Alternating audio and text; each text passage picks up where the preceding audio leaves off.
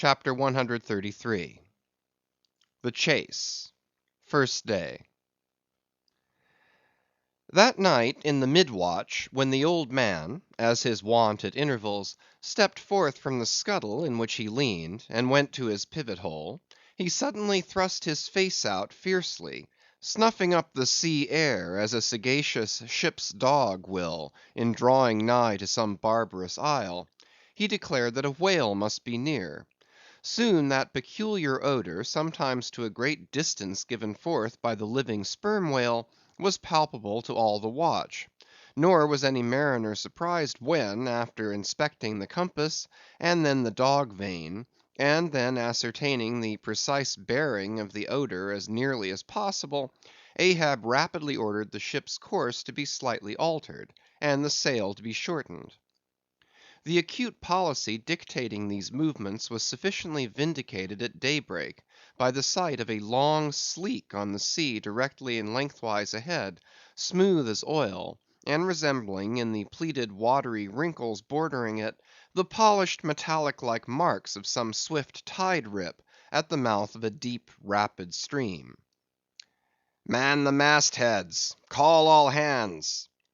Thundering with the butts of 3 clubbed handspikes on the forecastle deck, Daggoo roused the sleepers with such judgment claps that they seemed to exhale from the scuttle, so instantaneously did they appear with their clothes in their hands. "What d'ye see?" cried Ahab, flattening his face to the sky. "Nothing, nothing, sir," was the sound hailing down in reply. "T'gallant sails, stunsails, alow and aloft, and on both sides."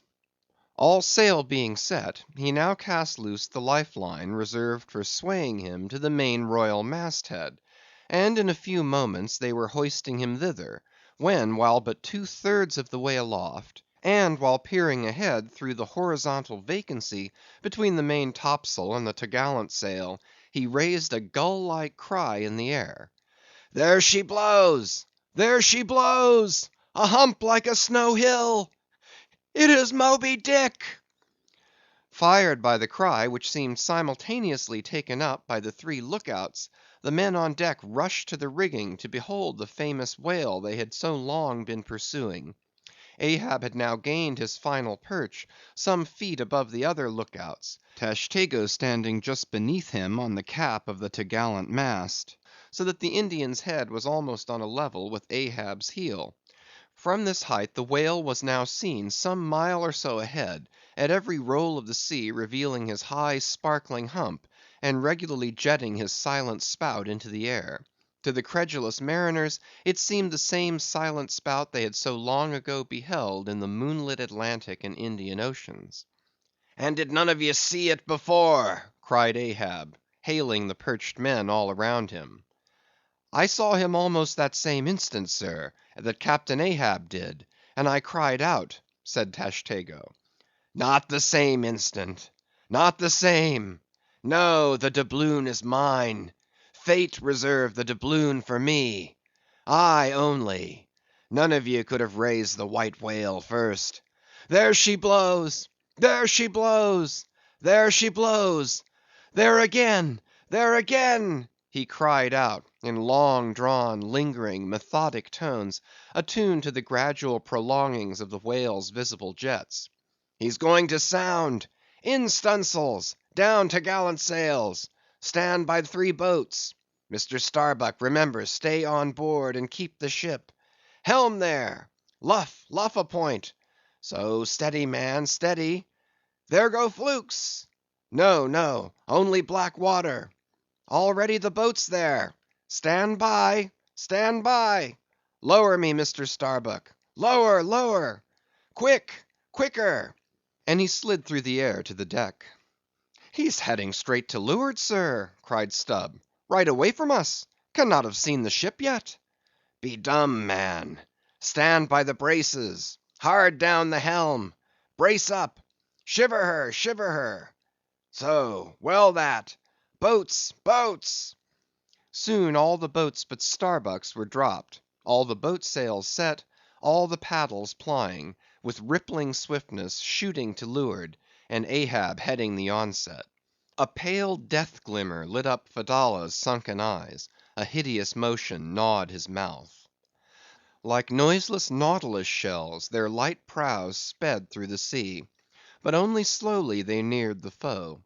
As they neared him, the ocean grew still more smooth, seemed drawing a carpet over its waves, seemed a noon meadow, so serenely it spread.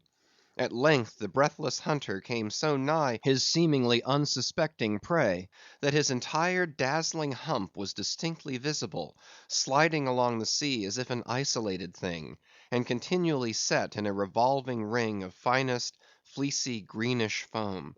He saw the vast involved wrinkles of the slightly projecting head beyond. Before it, far out on the soft, Turkish rugged waters, went the glistening white shadow from his broad, milky forehead, a musical rippling playfully accompanying the shade; and behind, the blue waters interchangeably flowed over into the moving valley of his steady wake; and on either hand bright bubbles arose and danced by his side.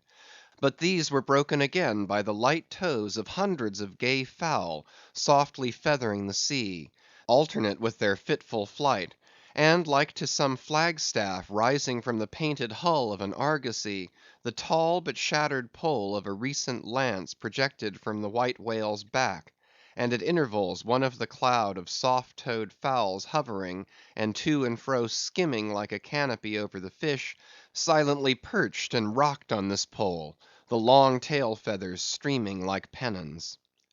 A gentle joyousness, a mighty mildness of repose and swiftness invested the gliding whale.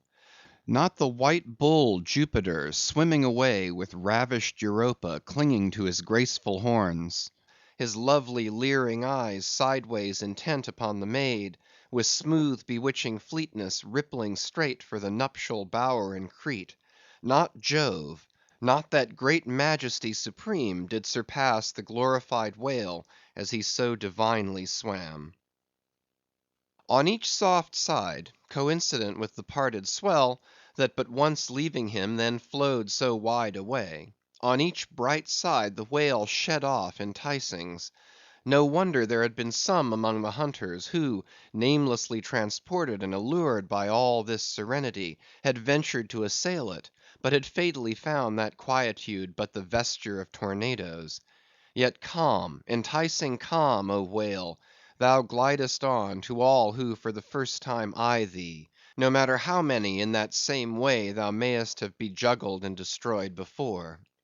And thus, through the serene tranquillities of the tropical sea, among waves whose hand clappings were suspended by exceeding rapture, Moby Dick moved on, still withholding from sight the full terrors of his submerged trunk, entirely hiding the wrenched hideousness of his jaw. But soon the fore part of him slowly rose from the water; for an instant his whole marbleized body formed a high arch, like Virginia's natural bridge; and warningly waving his bannered flukes in the air, the grand god revealed himself, sounded, and went out of sight. Hoveringly halting and dipping on the wing, the white sea fowls longingly lingered over the agitated pool that he left. With oars apeak and paddles down, the sheets of their sails adrift, the three boats now stilly floated, awaiting Moby Dick's reappearance.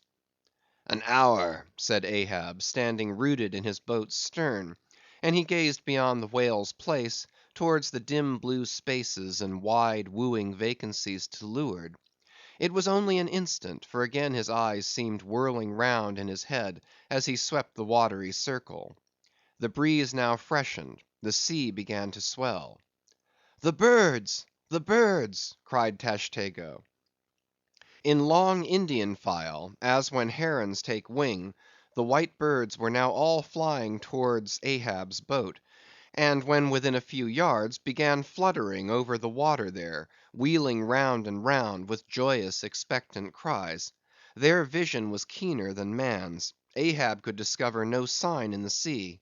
But suddenly, as he peered down and down into its depths, he profoundly saw a white living spot no bigger than a white weasel, with wonderful celerity uprising, and magnifying as it rose, till it turned, and then there were plainly revealed two long crooked rows of white glistening teeth, floating up from the undiscoverable bottom.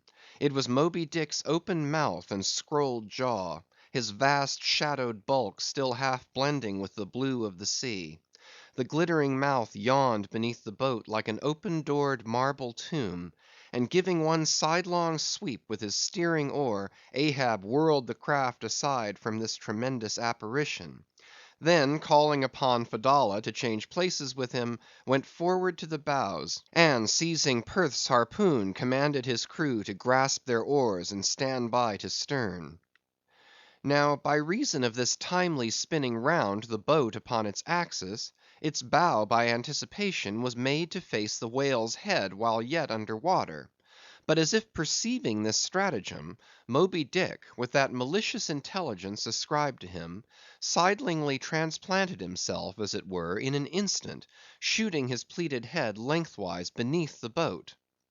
Through and through every plank and each rib, it thrilled for an instant, the whale obliquely lying on his back, in the manner of a biting shark, slowly and feelingly taking its bows full within his mouth, so that the long, narrow, scrolled lower jaw curled high up into the open air, and one of the teeth caught in a rowlock.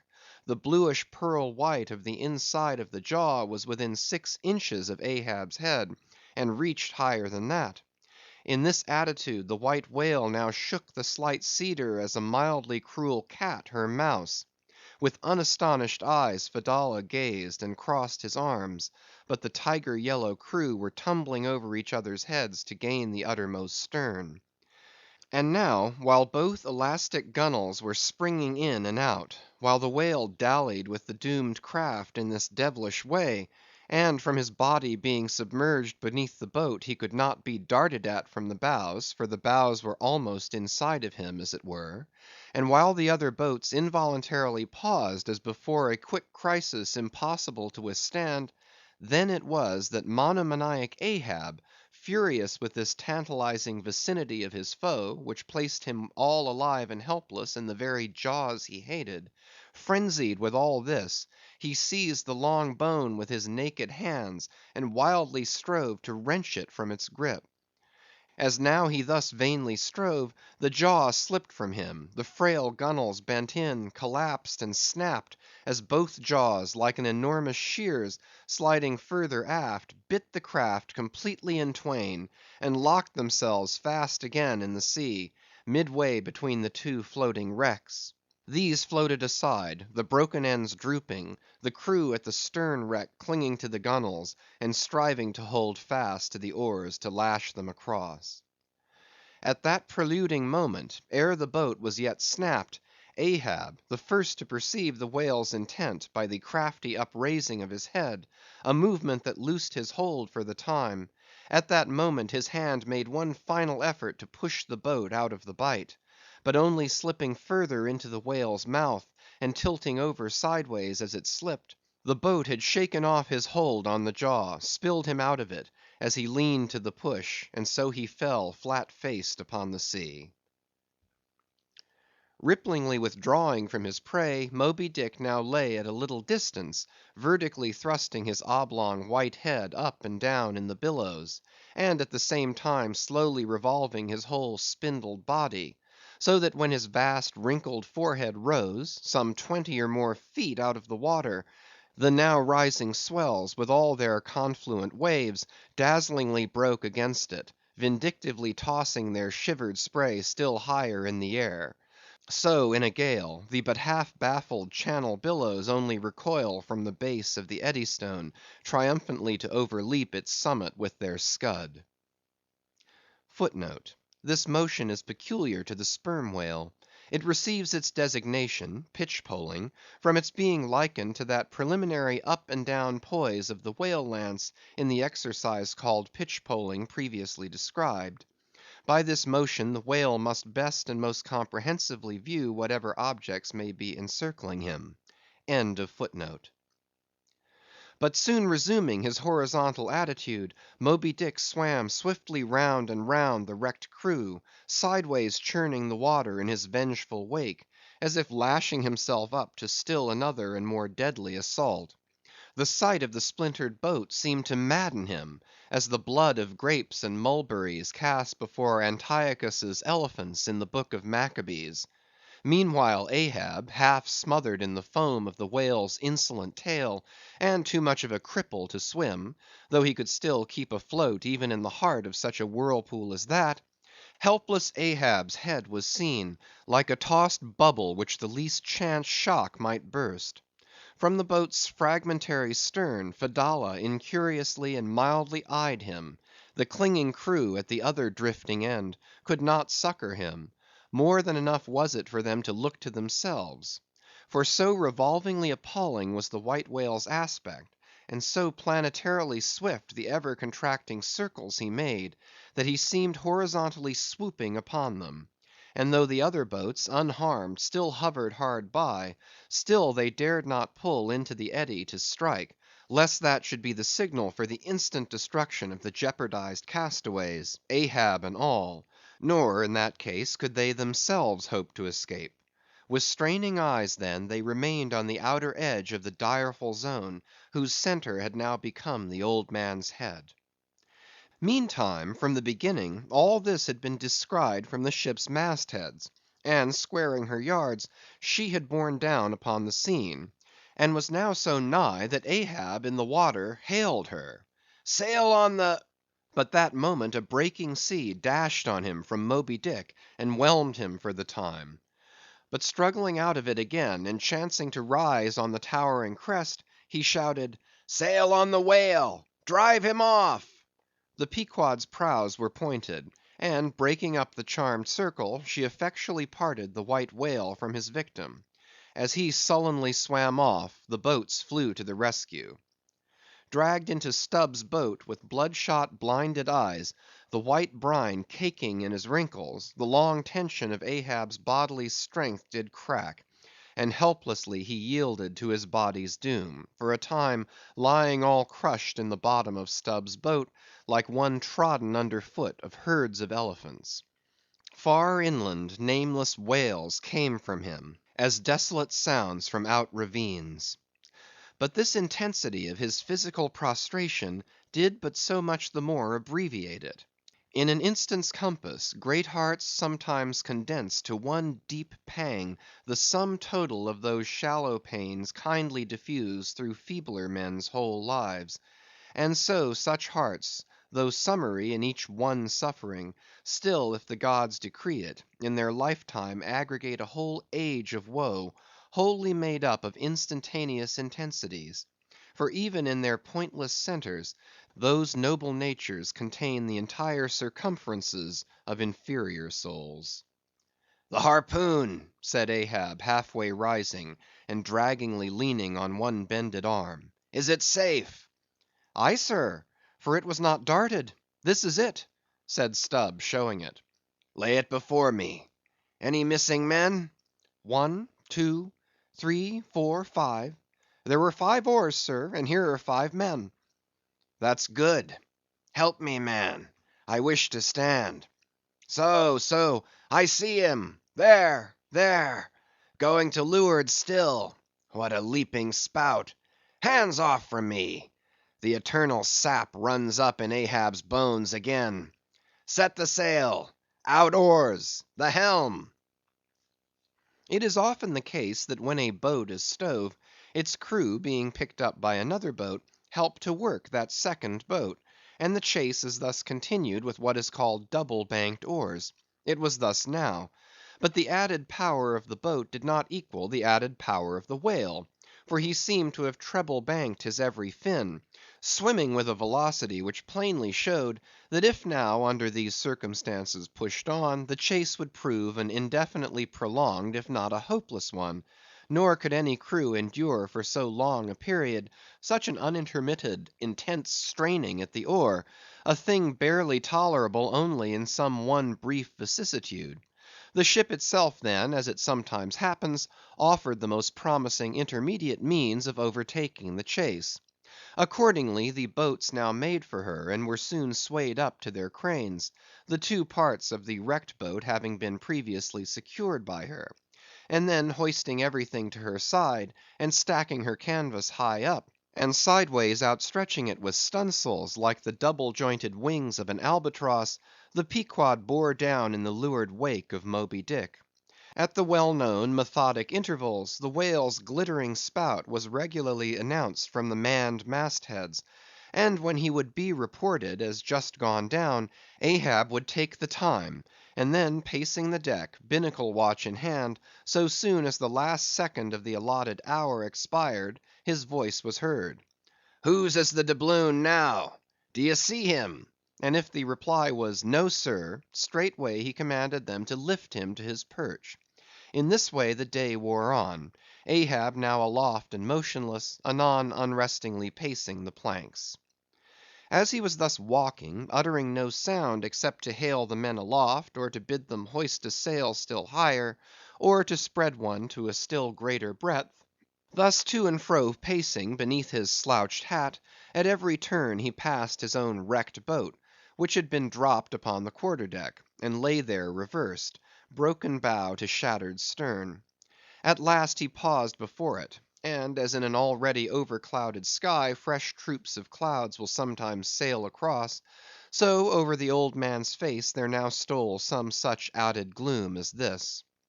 Stubb saw him pause, and perhaps intending, not vainly though, to evince his own unabated fortitude, and thus keep up a valiant place in his captain's mind, he advanced, and eyeing the wreck, exclaimed, "The thistle the ass refused; it pricked his mouth too keenly, sir, ha, ha!" "What soulless thing is this that laughs before a wreck? Man, man! Did I not know thee brave as fearless fire, and as mechanical, I could swear thou wert a poltroon. Groan nor laugh should be heard before a wreck." "Aye, aye, sir," said Starbuck, drawing near. "'Tis a solemn sight; an omen and an ill one." "Omen, omen! The dictionary! If the gods think to speak outright to man, they will honorably speak outright, not shake their heads and give an old wives' darkling hint. Begone! Ye two are the opposite poles of one thing. Starbuck is Stubb reversed, and Stubb is Starbuck. And ye two are all mankind. And Ahab stands alone among the millions of the peopled earth, nor gods nor men his neighbors. Cold, cold, I shiver. How now? Aloft there! D'ye see him? Sing out for every spout, though he spout 10 times a second." The day was nearly done; only the hem of his golden robe was rustling. Soon it was almost dark, but the look out men still remained unset. "Can't see the spout now, sir; too dark," cried a voice from the air. "How heading when last seen?" "As before, sir; straight to leeward." "Good. He will travel slower, now 'tis night. Down royals and t'gallant stunsails, Mr. Starbuck; we must not run over him before morning. He's making a passage now, and may heave to a while. Helm there! Keep her full before the wind. Aloft, come down! Mr. Stubb, send a fresh hand to the foremast head, and see it manned till morning." Then advancing toward the doubloon in the mainmast, "Men, this gold is mine, for I earned it; but I shall let it abide here till the white whale is dead; and then whosoever of ye first raises him, upon the day he shall be killed, this gold is that man's; and if on that day I shall again raise him, then 10 times its sum shall be divided among all of ye. Away now! The deck is thine, sir." And so saying, he placed himself half way within the scuttle, and slouching his hat, stood there till dawn, except when at intervals rousing himself to see how the night wore on.